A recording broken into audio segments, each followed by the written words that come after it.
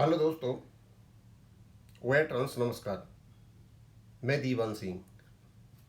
आज हम एक बहुत ही महत्वपूर्ण मुद्दे पर बात करेंगे, क्योंकि सामने से रेस्पोंडेंट्स का क्या आर्गुमेंट हो सकता है। क्या वो 35.1 को रिफ्यूट कर पाएंगे? मेरे ख्याल से तो नहीं। क्या एग्रीमेंट को खंडन कर पाएंगे? मेरे ख्याल से नहीं। क्या स्मॉल कमेटी ने जो ड्राफ्ट बनाया और उसके बाद में अपडेशन ऑन आरबीआई लाइंस, ऐसा इन्होंने सहमति जाहिर की थी, एग्रीमेंट किया था, क्या उनको ये कर पाएंगे? नहीं। तो फिर आखिरकार इनके पास है क्या जिससे ये आर्गूमेंट करेंगे? तो एक तो इनके पास आर्गूमेंट है फाइनेंशियल वाइबिलिटी। वह यदि हम देंगे तो मतलब ये इतना पैसा नहीं है। एक तो तर्क इनके पास ये है, वो कोई तर्क नहीं है और वो वैसे सिविल अपील का मुद्दा भी नहीं है। लेकिन यदि ये आता है तो क्या आईबीए या बैंक, सरकार तो उठा नहीं सकती क्योंकि उसकी बेइज्जती हो गई, ये मुद्दा उठा सकते हैं क्या कि पैसा नहीं है? अब आज हम उसी पर बात करेंगे। क्या आईबीए पेंशन फंड का रोनर हो सकता है, यानी शॉर्ट फंड की कमी है इस प्रकार का रोनर हो सकता है जैसा कि रोता रहा है? तो हम पहले ये देख लेते हैं आईबीए की पोजीशन क्या है, स्टेटस क्या है, इसकी वैल्यू क्या है, ये अपने को क्या मान के चलता है। स्वयं आईबीए ने 30/9/2019 को एक सर्कुलर निकाला और इस सर्कुलर में इसने कहा status of IBA obviating arraying of IBA into complaints and litigations. इसने लिखा रहा, भैया हमको किसी भी कंप्लेंट में और मुकदमेबाजी में मत घसीटो। क्यों घसीट रहे हो हमको? हम हैं ही नहीं कहीं भी, क्या नहीं है हम। वो कहते हैं कि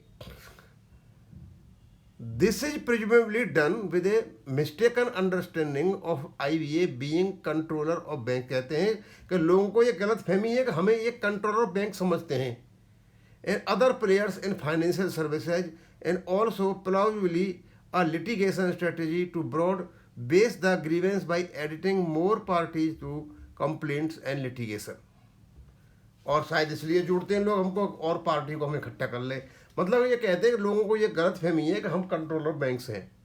दूसरा, the above situation creates unnecessary confusion causing cost and inconvenience to all parties to such complaint litigation finally leading to delay in the disposal of complaint और लिटिगेशन। अब ये लिटिगेशन डिले जो आप करते हो, लगाते हो, हम कुछ है ही नहीं, तो फिर आप हमारे पास क्यों करते हो और फालतू में देर होती है, तो फिर कहाँ करें?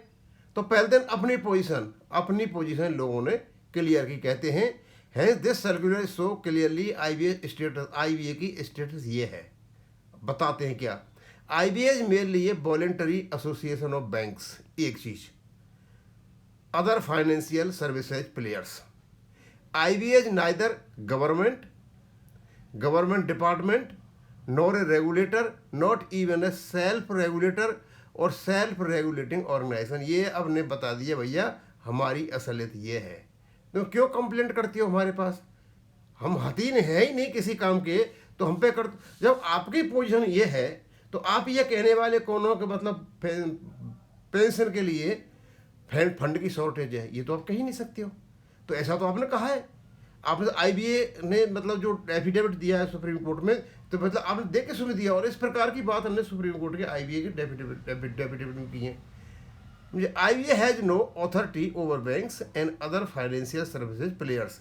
IBA does not issue directions to banks and financial services players. IBA at times, as decided by its members, merely facilitates in matters of common purpose of its members and even does not make any decision। अगर कोई decision लेता है, कोई common purpose होता है तो उसमें हम इनका सहयोग कर देते हैं। अब ऐसा है, उन्होंने रिक्वेस्ट कर दिया भैया हमारे पास अपनी कंप्लेन लिटिगेशन मत भेजिए कि हमारी पोजीशन नहीं है, हम आपकी बात कर सकें। यानी ये नॉन स्टेटरी बॉडी है, ये आपका कुछ नहीं करेगी। ठीक है, मान लिया भाई, तो मतलब आपने अपने को अलग कर लिया। तो आईबीए तो किसी भी हालत में फाइनेंशियल वायबिलिटी का प्रश्न उठा ही नहीं सकता अपने आर्गूमेंट में, और ना आईबीए का वकील उठा सकता है। उठाते हैं तो इनको वहीं के वहीं रोका जा सकता है। और ये जो मैं बता रहा हूँ ये सारी बातें सुप्रीम कोर्ट के वकीलों को शुक्ला जी द्वारा भेजा जा चुका है। किसी प्रकार की फंड की बात आती है, एक तो फंड को रेगुलेशन में रेगुलेशन 5 और 11 और 7 आप देख लीजिए, 5 से 13 पढ़ लीजिए, वहाँ पता चल जाएगा कि पैसा कहाँ से आएगा, वो तो अलग बात है। लेकिन इनकी पोजीशन क्या है, स्टेटस क्या है, आईबीए खुद बताता है कि हम इस लायक है ही नहीं कि हम किसी भी प्रकार से फंड के बारे में बात कर सके। अब यहाँ एक ये है सेक्शन 10/7 और इसका एक्ट है बैंकिंग कंपनीज एक्ट 1970 और 80। इसका एक सेक्शन है 10/7। ये 10/7 क्या कहता है, ये इस पोजीशन को बिल्कुल क्लियर कर देता है। ये कहता है after making provision for bad and doubtful debts, ये आपका सेक्शन कहता है ये स्टेटरी कंपल्सरी मैंडेटरी ऑब्लिगेशन है बैंक का कि आप पहले प्रोविजन करोगे बैड एंड डाउटफुल डेट्स, यानी जिन लोगों से पैसा नहीं आया, एनपीए हो गया है, बैड और डाउट बन गया, बैंक वाले अच्छी तरह पहले तो आप उनका पैसा निकालोगे कहाँ से, अपने उसका इंतजाम करोगे, प्रोविजन करोगे, यानी प्रॉफिट से। प्रॉफिट नहीं है तो किसी भी अकाउंट को डेबिट करके, चार्जेज को डेबिट करके, जैसे भी करना चाहो इस प्रकार करोगे।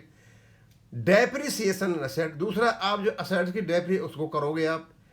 Contribution to staff and superannuation fund, contributions to staff, staff को कंट्रीब्यूशंस क्या होगा, उसकी सैलरी वगैरह दोगे सारी जितनी, और सुपर एनुएशन फंड, और ये जितनी पेंशन वगैरह जो लोग जा रहे हैं उनके फंड का इंतजाम, मतलब ये सारा कुछ करने से पहले, और all other matters for which provision necessary under law, और कानून के अंतर्गत दूसरी चीज़ों के प्रोविजन कर लोगे आप जो कानून के अंतर्गत है।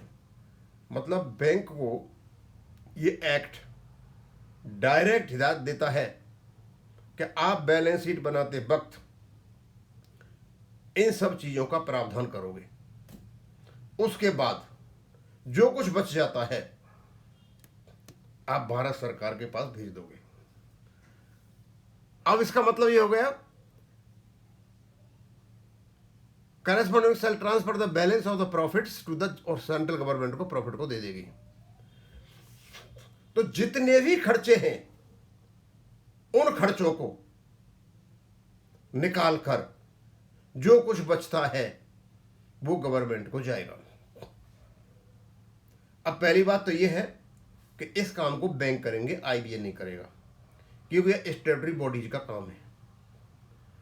और बैंकों को जो कहा गया है कि आप सुपर एन्युएशन जो फंड्स हैं यहां से निकालोगे, चाहे पेंशन है या आपका मेडिकल हेल्थ केयर है, जो भी पैसा आप दे रहे हो किसी प्रकार का, वो सारा प्रोविजन करके यहाँ बाहर निकाल लोगे।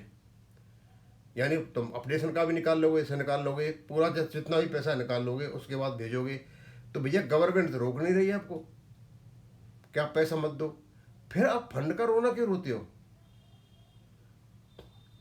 मतलब रेगुलेशन बना के दे दिया आपको कि भैया जो ट्रस्ट बना हुआ है उसमें आप व्यवस्था करोगे फंड की। फंड की व्यवस्था कहाँ से करेगा, बोल तो दी आप, जब बैलेंस शीट फाइनल करोगे तो उस समय आप सब प्रोविजन करोगे इन सब चीज़ों का। और प्रोविजन कैसे करोगे सुपर एन्युएशन फंड का? आप एक्चुअल कंट्रीब्यूशन जो सेक्शन 11 है उसके अनुसार करोगे। वो जब बता देगा इतना पैसा चाहिए, आप उसको निकालोगे, निकालने के बाद जब भेजोगे गवर्नमेंट को। अब प्रॉफिट्स ऑफ द बैंक, यहाँ profits to the government, transfer the balance of profit. अब प्रॉफिट नहीं जब क्या करोगे, तो जब नहीं निकालोगे तो इसका मतलब लॉस मेकिंग बैंक है, क्या उनमें स्टाफ को सैलरी नहीं दोगे? इसका मतलब है प्रॉफिट्स का मतलब है प्रॉफिट एंड लॉस अकाउंट आपका, उससे करोगे आप, चाहे वो प्रॉफिट में है और चाहे नहीं है। अब समस्या ये आ जाती है जब प्रॉफिट में तो कोई बात नहीं है, अब लॉस में है तो लॉस को कैसे एडजस्ट करोगे? लॉस एडजस्ट करने का सीधा तरीका है, या तो कैपिटल को डेबिट करो और लॉस को क्रेडिट कर दो, नहीं तो भारत सरकार कैपिटल देगी और हर साल देती आई है। ये जितने भी चोर उच्चे लुच्चे लफंगे सब भाग जाते हैं विदेशों में, इनका पैसा कौन देता है? बैंक सरकार ही तो देती है। और सरकार का बजट कौन सा उसका है अधिशेष का, वो भी डेबिट में चला हुआ है। तो सरकार को हमेशा घाटे का बजट चलती है, चाहे राज्य सरकार हो चाहे केंद्र सरकार हो। जब वहाँ बजट घाटे का चलता है तो घाटा लेकर के डेबिट करके तो आप भी तो कर सकते हो, फिर आपको कैसे रोका है? तो क्या बैंक कह सकती है सम्मानित सुप्रीम कोर्ट में कि मतलब उसकी पैसे की कमी है या फाइनेंशियल वायबिलिटी नहीं है? किसने बोला मत करो आप? और फिर हम तो ये पूछते हैं भैया, ये यूएसयू वाले नेता बैठे हुए या आईबीए बैठा है, ये ईस्ट इंडिया कंपनी की दो ये ब्रांच बैठी हुई, एक तो इसको यूएफबी कहते हैं, एक इसको आईबीए कहते हैं। आप लोग क्या कर रहे थे? आपने पूछा नहीं क्यों बैंकों से, भाई आपका जो 10/7 सेक्शन है आपका बैंकिंग कंपनी एक्ट का 1970-80 का, उसकी परिपालना हो रही है नहीं हो रही है? आपने देखा कभी? नहीं, कभी नहीं देखा।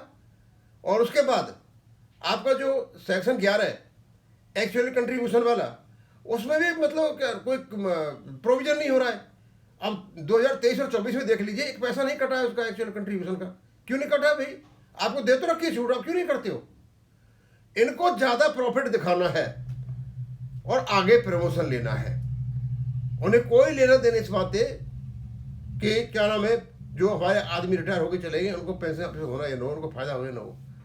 दोस्तों, यदि लिंक माइंड में जोड़ा जाए, आईबीए तो कह ही नहीं सकता और बैंक भी नहीं कह सकते कि फाइनेंशियल वायबिलिटी का सवाल है, क्योंकि उनको छूट दे रखी है एक्ट ने कि आप अपने पास से प्रॉफिट या लॉस जो भी है, आप बैंक को बैलेंस शीट तब बनाओगे जब उससे पहले सब चीज़ों का प्रावधान कर लोगे।